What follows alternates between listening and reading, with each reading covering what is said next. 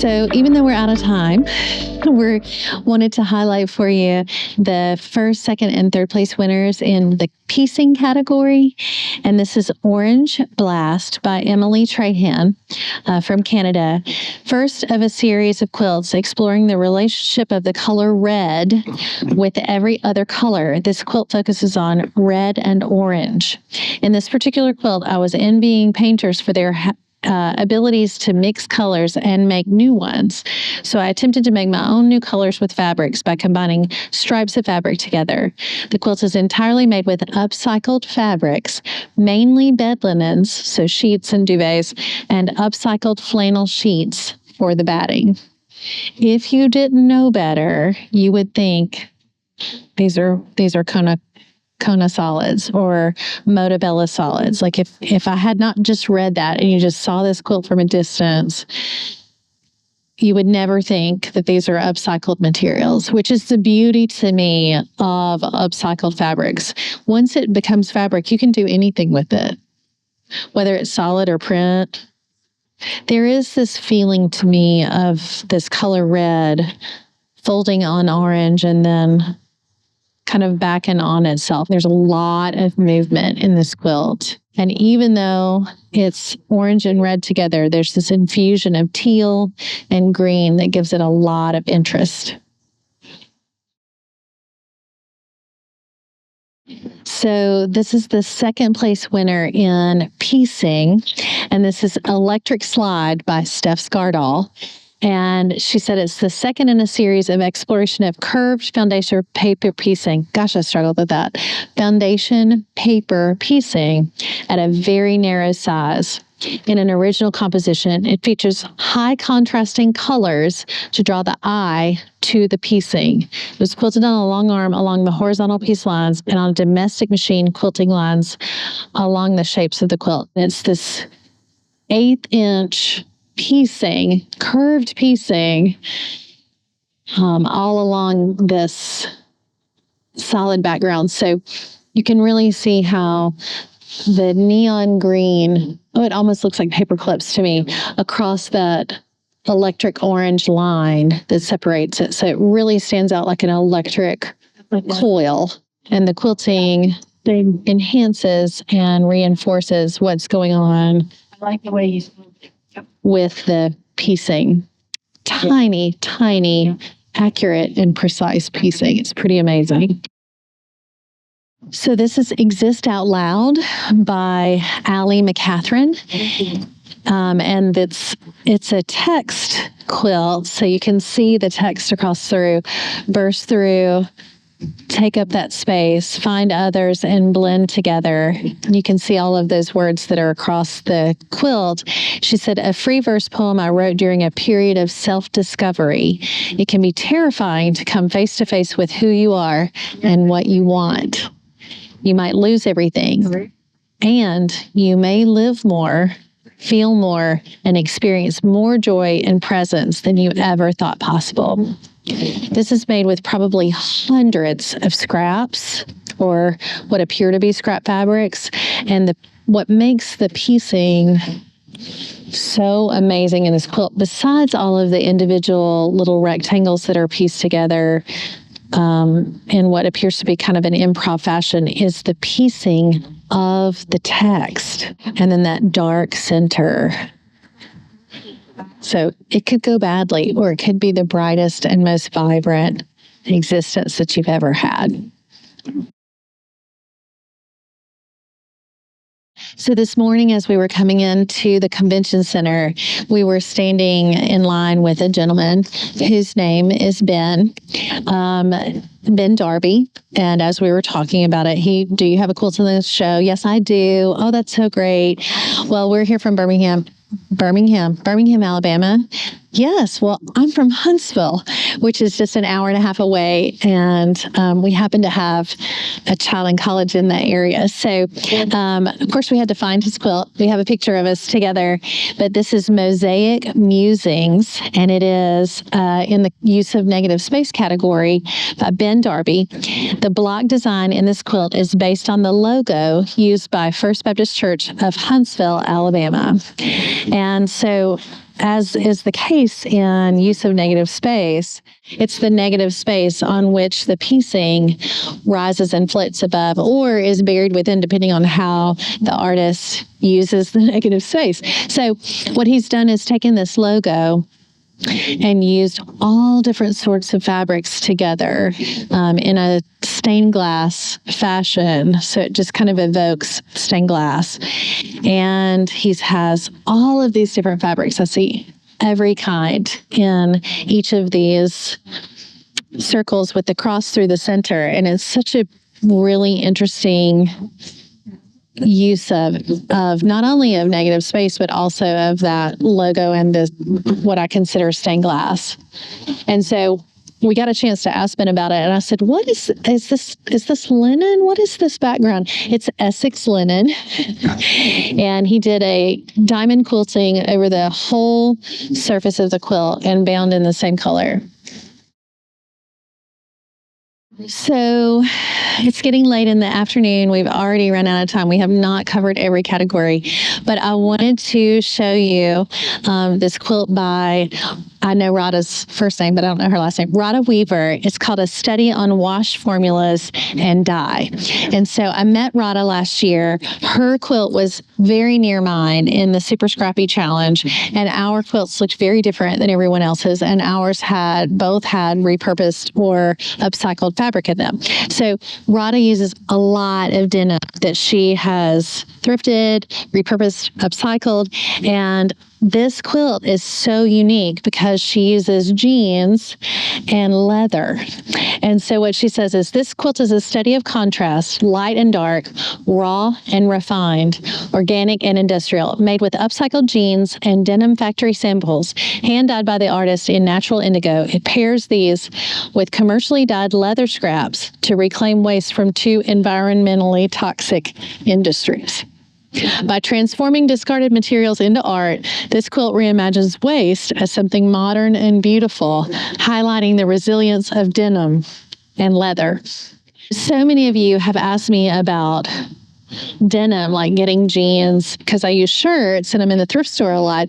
Do I use jeans? I don't, but Rada uses jeans a lot, and she happens to be the new owner-operator of Feel Good Fabrics, and she works not exclusively, but beautifully in denim, and her use of leather is amazing. She has a YouTube channel. Her handle on Instagram and YouTube is Sewing Through Fog. So I encourage you to check out not only her YouTube channel and her Instagram, but also Feel Good Fabrics. And yeah, I think it's beautiful and interesting. And it just has this, it really is such a celebration of making use of things that would be considered waste. That leather is so interesting.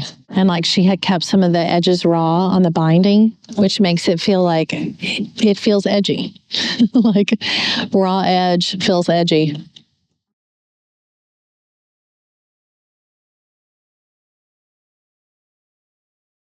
Okay, so now we have moved on to the third place winner, which is Laura Hartrick, who is also standing right over there listening to this. Probably not listening. She's talking to the second place winner. Thank God. So she's not censoring anything that I have to say. But the title of her quilt is Jordan Year, and it says Quilt of Golden Delight. So of course I read the artist statement, and I immediately went, oh. So she says, a strip for every day of 2023, hand embroidered with something delightful I experienced or noticed that day. Inspired by Ross Gay's wonderful essays, this quilt provides a record of delights instead of the low points in a year where there were low points aplenty. Let the heartbreaks fade, I survived them all. Let the delights stay vivid in my mind, sharp as a needle that stitched them into this quilt for hours upon hours. So the one that I saw first said, doing paper crafts while we watch Bake Off. Watching Bake Off together. Sometimes I catch P talking in her sleep. A complimentary anniversary Sunday. Turning the corner on the last stretch of binding. Oh gosh, that is a delight. A multi-project day in the studio, touching fabric all day. Touching fabric all day is a delight. Absolutely delight. What's really interesting to me about this quilt, besides how narrow these strips are and how big this quilt is the insertion of these bright colors. So I happen to be looking at one that is magenta, a few rows away from a nice bright pink, a few rows away from a beautiful teal. So it's like this it's a quilt of golden delight. So there's just every variation of gold, but within that gold is just this bullet point of bright color that gives it interest, and it kind of draws the eye in and through the quilt. I really wish I had the time to read them all. And I think about the time that Laura spent just stitching away at these strips of fabric, and how what we rehearse is what we retain. And so just knowing that she'll retain a year of delights because of this work that she spent, I just love it. It makes me want to cry. This is the label, guys. This because it's her quilt. She gets to touch it. Nobody else touch any quilts anywhere for any reason, especially quilt show. Okay, so a log of the daily delights recorded throughout 2023. More details inside. Okay, so here we go.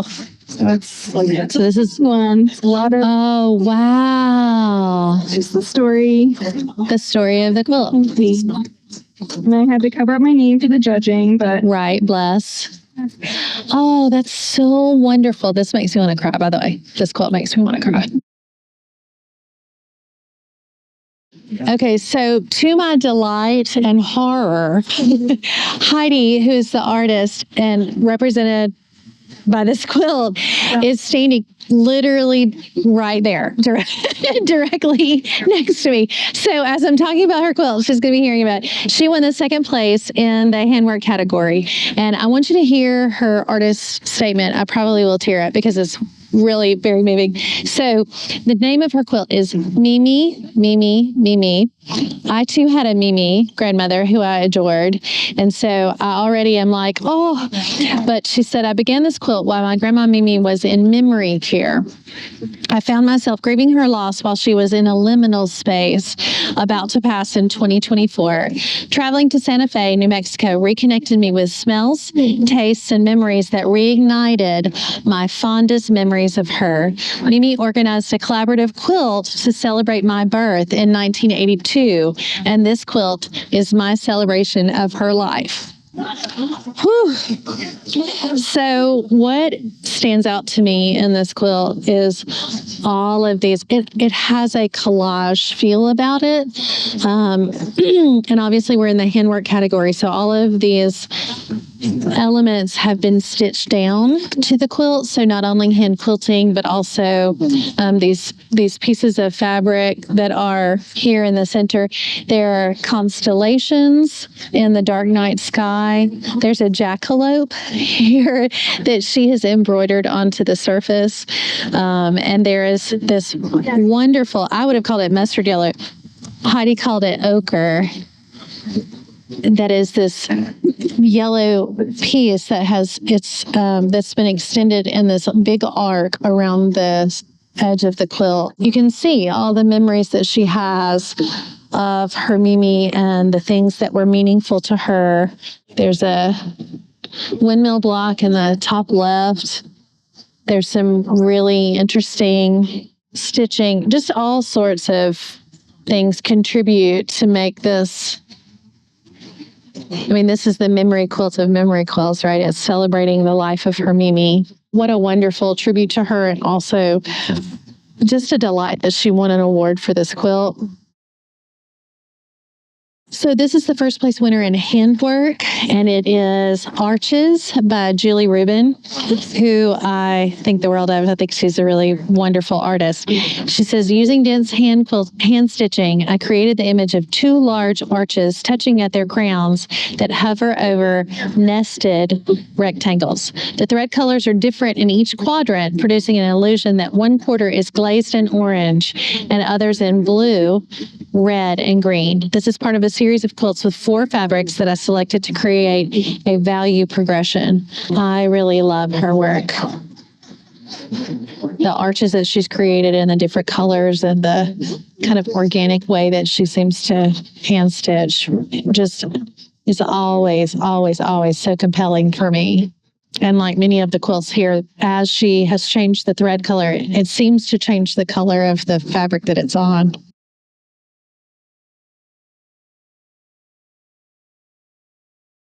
Life in Pieces in the Handwork category. And this is Laura Brown. She says, I love to make memory quilts. The scraps left over from these quilts never feel like mine, but I can't throw them away. For this quilt, I decided to overdye a few of my most beloved scraps, including from a best friend who passed away and a crib sheet from my children with indigo. The cotton muslin is from a stained set of curtains my mother sewed. The pattern is a log cabin block. I love this quilt. I saw this quilt from across the way and just couldn't stand it. I had to come see it. And it looks like it's already been washed, which makes me love it even more. So it's actually hand quilted, which I guess is why it's in Handwork. And it's the sort of thing like I would have picked this for log cabin blocks. So the indigo dyed pieces are one half of the log cabin block, and the stained curtains are the other half. So that's why there's these 4 unique tan pieces that represent the log cabin.